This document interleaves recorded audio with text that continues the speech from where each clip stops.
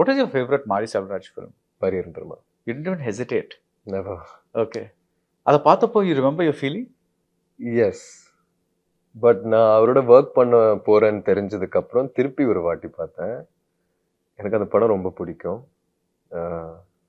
Especially அந்த படத்துல பொட்டக்காற்று பூவாசன் ஒரு பாட்டு இருக்கும். அந்த விஷுவல்ஸ் வந்து பயங்கர அழகா எடுத்திருப்பாரு. இயல்பா இந்த கொரில்லா ஸ்டைல்ல ரோட்ல மேல கீழே நடக்கிறது, அங்க ஒரு போராட்டம் நடந்துட்டு இருக்கும். இப்போ அவன் வந்து அவனை பத்தி யோசிக்கிறான்றது வந்து பயங்கர அழகா காமிச்சாரு.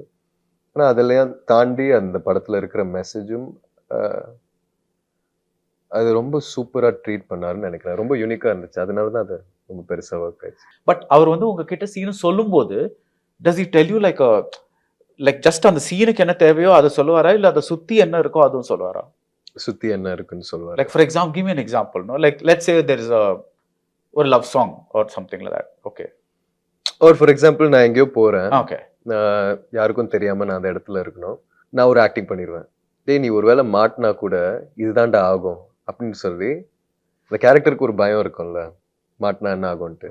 அதையும் சொல்லிடுவாரு உங்கள்கிட்ட, மாட்டினா இதுதான் ஆக போகுதுன்ட்டு. இப்போ ஆட்டோமேட்டிக்கா உங்க இது மாறும்.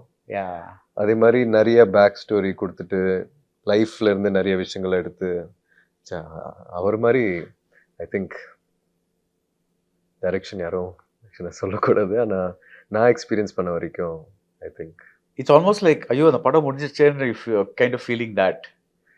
நான் எப்போ அவரோட அடுத்தது ஒர்க் பண்ண சான்ஸ் கிடைக்கும்னு தெரியல. ஆனா வெயிட் பண்ணிட்டு இருப்பேன். Right. Do you think that young heroes today இப்போ வந்து டிஃப்ரெண்ட் டைம்ல டிஃப்ரெண்ட் ஆடியன்ஸ்க்கு ஒரு டிஃப்ரெண்ட் ஜோன்ல இருப்பாங்கல்ல. ஒரு காலத்துல ஹீரோ ஹீரோயின் இன்ட்ரடியூஸ் பண்ணோம்னா they'll choose love stories because like young people in a love story மாதிரி. Sometimes it's action.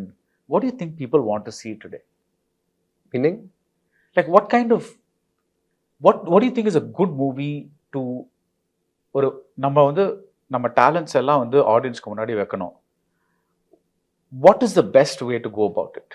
நீங்க என்ன கேக்குறீங்களா இல்ல ஒரு general what is your opinion அப்படின்னு கேக்குறேன். நான் என்ன பண்ணனும்? because I remember you telling that at some point you wanted to be a director. So as a director, if you were to showcase yourself, what kind of story would you choose? நிறைய range இருக்கிற ஒரு story, ஒரு emotional arc இருக்கிற ஒரு story, நிறைய ரிலேட்டபிளான ரெலவென்ட்டான situations இருக்கிற story. Right. And I think people they just want to feel something sir. Okay.